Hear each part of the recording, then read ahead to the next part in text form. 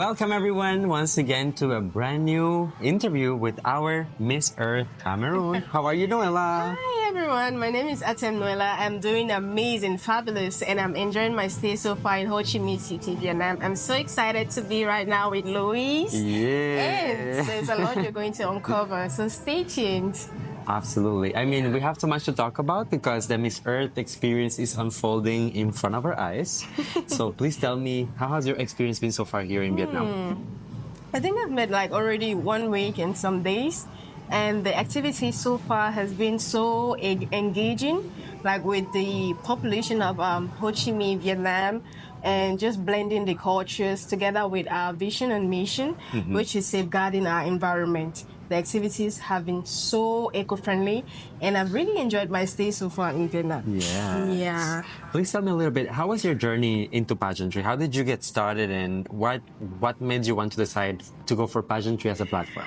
Oh yeah, so I was like 12 years old when I was watching like the national pageant in my country, and my aunt was like, yeah, you can do this. Look at your friends on TV.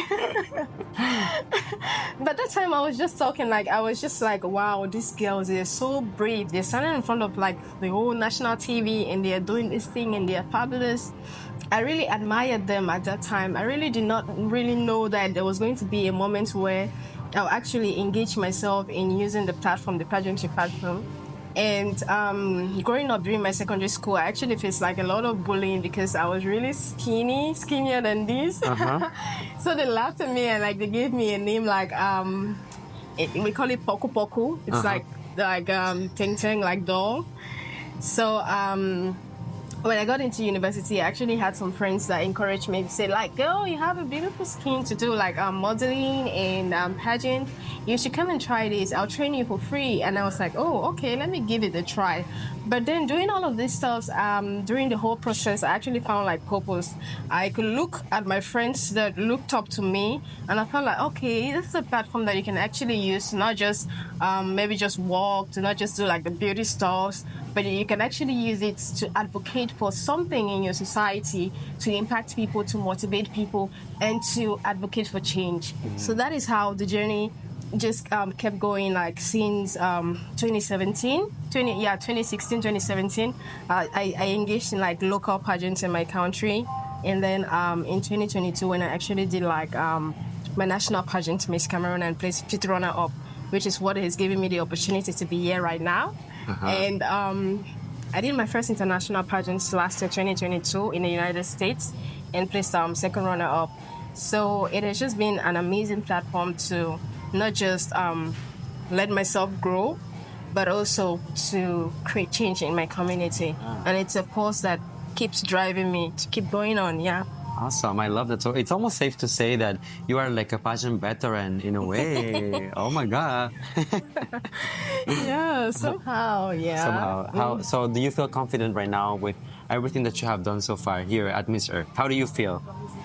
Well, despite the fact that I didn't really have enough time to really carry out all the projects that I really would have loved to because of my job. Yes. But I feel like the platform we have, even if we just use on social media to make like little activities and little steps to let people look at our examples and say, okay, yeah, this person is actually setting an example in creating and telling us like we need to act, we need to take action to safeguard our planet. But then it has been so lovely to actually work with some organizations like Greenpeace. Greenpeace in my country, and to actually go on ground and do some activities with some weekends, and they say, sometimes when I'm free, I love that. And I also love the message that, you mentioned about kind of like balancing your advocacy work with your actual work in your personal life, because people think sometimes that to do something for the environment, you have to do like a full-time thing. It's so hard, it's so challenging, like I don't have time for that. But it's really just the small steps and the small little gestures that we can all do in our own very way, right? That can come together and make a big impact, right? And that is why we keep encouraging people. Like, you do not need to move the whole world for change to be made. It starts from just the little actions, like turning off your light in the room when you're not in it. Like reducing the way you stay in your shower. And just little activities, making sure that your space is clean, your neighborhood is clean, your surrounding is clean. And just little activities is how you're conscious about the fact that when I'm doing this, somebody actually can also follow me. Yeah. And these little actions actually contribute. Absolutely. Yeah. You know, I've been asking this to some girls, you know, because especially at Miss Earth, we talk about environmental issues that are affecting the entire planet and things like that. Is there like one environmental issue that you would like to focus within your country? Yeah. More specifically. Definitely. We one of the major problems we have in my country is food security. Mm-hmm. And when you want to look at the root problem of how the whole food security is actually happening, it's because of climate change. Yes. And if we are going to look for a solution to these problems, we are supposed to target the root cause of these problems, not just, it's like you look for, okay, maybe short-term solutions like, okay, provide people with food, assist people with food. But then the root problem is causing even greater problems as we are going. So we have to tackle the main cause of these problems. And what is the main cause of climate change? Mm-hmm. All the companies, the fossil fuels, and the carbon that is being emitted into the atmosphere, all these things are actually the main cause of climate change. We need to address these problems directly while we are looking for short-term solutions for the meantime. And why maybe like standing up to companies or corporates and saying, oh, you need to stop emitting gas into the atmosphere because it's causing climate change. You also need to like provide alternatives that the companies or corporates people can adopt. Yes. Yes. And I think one thing I've actually seen, it's being carried out in Indonesia. It's like they are planting solar panels on water. Oh, yeah. In that way, they are providing energy for like 50,000 people. And it's amazing. That is a way that you're actually not occupying land. Mm-hmm. You're actually not causing like hazards. You're actually not damaging anything, but you're solving a solution. And it's helping so much. And this is something that so many countries can actually adopt. Yeah. And it's going to go a long way to solve the problems that we have with climate change. Like in my country, example, when I talk about food insecurity, food security, there's a food that growing up we actually had. We call it it's cocoyams. We call it Igbo cocoa. Mm-hmm. But now it's even impossible for indigenous people to have access to that seed because it's gone. It's gone already. It's gone already. We cannot really explain like what happened, but this is something that growing up, we will cook it in all styles. We will pound it to make fufu. We'll cook it like in so many ways. But now we don't even have access to the seeds, even if people want to plant. Yeah. Yes, and that is a big problem that many people are facing, and it's. When we want to talk about climate change in my country, like when you go to a local farmer and you're talking about climate change, it's like you're talking about some big grammar. But when you use these examples, like, okay, you used to have this food, but you no longer have it. What do you think is the cause? Yeah. Exactly. And also, due to climate change, we also have like irregularities in our seasons. Like we normally in my country, we have like the rainy season. When it rains, it's about 6 months, and then we have the dry season when we have like suns and little rains. Mm-hmm. So farmers or people actually plant crops according to these seasons. Mm-hmm. But now you have like the rain. In my country right now, we have rain still falling in December. Normally in August, the rain should stop, and there are some crops that you plant during this time. But now people don't even know when to plant these crops. Yeah, because of like irregularities. Yes, and that is a problem. It's a climate change problem, and it's causing food insecurity. So yes. What do you think? I mean, as a reigning Miss Earth in your country, hopefully as an international Miss Earth, what do you think are some of the things that you can do to, let's say, educate the population, not just in your country but like everywhere, right? To bring awareness and give them the tools to know how to cope, how to deal with climate change. First things, change is constant. Yeah. We all see that things are changing, and we need to start learning how to adapt while looking for solutions. Like in the case where we have like irregular rains and stuffs with the seasons, it's our place now to actually say, okay, when it's suitable, when it's the best time, or when is it suitable for me to plant these crops and it's still going to do well. It's our place to study what is happening and try to adapt why we are trying to ameliorate. That is one of the ways that is actually going to go forward. But personally, what I've been doing with my platform, like since 2021 when I won a local pageant, it was actually environmental based. It motivated me to go out there and like, okay, we actually have children who are the future leaders. These are the people that are going to run big companies tomorrow. These are the people that are going to lead our communities tomorrow. Why not start educating them? Let them have an idea that there is something happening, and we are in the positions to make this change. So you go out there to schools, and you're not just using like big terms like, oh, climate change, oh, carbon emissions and everything, because you need to use the language that they will understand, the examples that they are living, like the reality they are living in, and use activities that are actually fun so that they remember these things. They say, oh, this person was in my school, and we actually maybe played a song and dance, and we talked about our environment and everything, so that in that way they are conscious about our environment. And when they're in the place to make decisions tomorrow, they'll be like, oh no, this decision I'm making is actually going to cause this to my environment, to the earth, to our planet. And that way, it's going to go a long way to ameliorate our situation in the years to come. Actually, I'm sorry. Go ahead.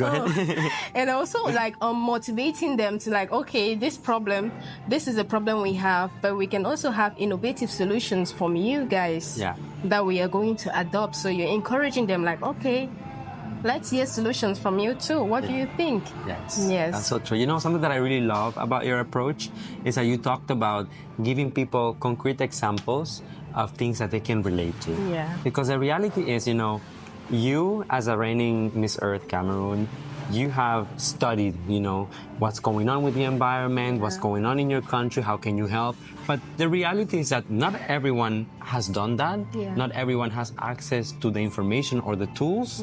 So sometimes if we just preach from above everyone, it's hard for them to relate or even to really understand what you're saying. But when you put yourself in a way, when you present yourself in a way that people can relate and feel like, oh, I know what she's talking about, I've experienced that, and this is how I can make a change. It makes it suddenly you're giving them the tools that they need to not only know how to make a change, but like go and take action. Exactly. Right? Awesome. Awesome. Now let's talk about a little bit more of the technical part of the competition, because it is still a beauty pageant. And you have the beauty, but there's also, you know, like some technical parts. So we're about to go into the preliminary competition starting tomorrow, basically. It's the beginning of it all. Yes. How do you feel, and what can we expect from Cameroon? Definitely in a setup like this, you want to be unique. So you stand out. And I feel my greatest tool will be my approach, like speaking and letting people know like my project and how I'm using my platform. But also I've worked with amazing designers back home, and I have like some amazing outfits that will enable me also play a role to like let people know about this project. So so far I'm really anticipating the preliminary, and I saw the stage. It's amazing what the team has done. I know, right? I know. This year you're going to be treated. This Earth is delivering an amazing show. So it's going to be amazing. And I'm very excited for you, because I know that Cameroon has a lot of talent, and I cannot wait to see what the designers came up with. And talking about talent, I actually made it to the next round of talent. Congrats! From the African group. So I'm excited, and I'm just going to be myself on that platform. And let people see let people see the way forward. Let people see change when I speak, when I act, when I walk, when I smile, and when I pose. I love that. But I love also, now that you brought it up, actually, Miss Earth is not just about the environment, which a lot of people, of course, because it's an environmental, pageant, people tend to just focus on that. Yeah. But it's so many more things. You girls have so many activities. It's empowerment, it's talent, it's showcasing your leadership, it's getting you involved in your communities. And I feel like, I hope that regardless of the outcome of the competition, this will be a very positive experience that will help you grow and take your projects even further in life, right? Yes. Let us know, please, if you were to be crowned the next Miss Earth 2023, Drum rolling! what will that mean for you and your country? So if I were to be crowned Miss Earth 2023, it's actually going to be a huge stepping stone for my country, but not just my country, but for the whole world, actually. Yeah. Because with the project that I'm pushing, it's going to go a long way to empower our future leaders for the next generations to come. It's not only going to let them know what is happening, it's also going to create consciousness and like, okay, let's preserve our heritage, let's preserve our culture, let's preserve these things that we are growing up and we are seeing. We want our next generation to see it, and that is what I'm pushing. So if I was to win this Miss Earth 2023, it's actually going to be a whole fabulous journey, blending with other communities, other societies, different parts from the world, and just spreading this message. And it's going to be a great glory for my country, because so far there has not been a win for like a major international pageant for my country. And I'm sure the government is going to be very proud, and it's also going to be an opportunity to actually speak up to those people, because at that time they're going to have their attention. It can actually walk up to stakeholders and those who are actually concerned in making the decisions to say, okay, let's make these policies to enable this project go far to help safeguard our planet. Yes. You will have a seat at the table. At the table. Awesome. Yeah. Awesome. Thank you so much. And Thank you so much. one thing that I want people to know also, how can they follow you, support you in your journey, help you with the voting? So what can they do for you? So for my social media handles, everywhere you can find me at Atem Noella, or you search Miss Earth Cameroon. I think that is easy. You're going to see my handles on Facebook, on Instagram, on TikTok.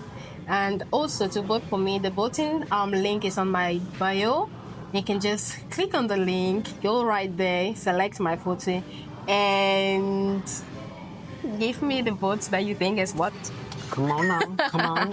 Thank you so much so far for your support. Like those who are reposting, those who are posting, those who are liking, commenting. I see you guys. It's been amazing. It's like it's happening in my dream that it's happening, and I really cannot thank you guys enough. But I'm really grateful, and thank you so much. Thank you so much, Miss Cameroon. It's been a pleasure to get to know you, to talk to you, to just be inspired by you. And I wish you nothing but the absolute best in the upcoming days. So I know that you will do amazing regardless so of what happens, okay? So just enjoy it. Yeah, that's one thing I'm doing. I'm enjoying every process of it, because it's like it's a once in a lifetime experience. I don't want to go back home and wishing like, oh, this day when my mood was down, I should have been taking looking at like the scenery or taking photos with my queen sisters or just sharing ideas. Yeah, so I'm making sure to enjoy every step of the process. That's what really matters. Can I give you a hug?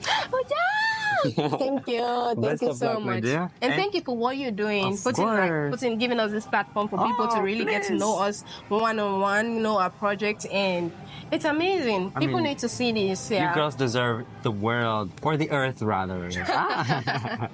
All right, thank you for watching, guys, and I will see you on the next one. Bye. Bye.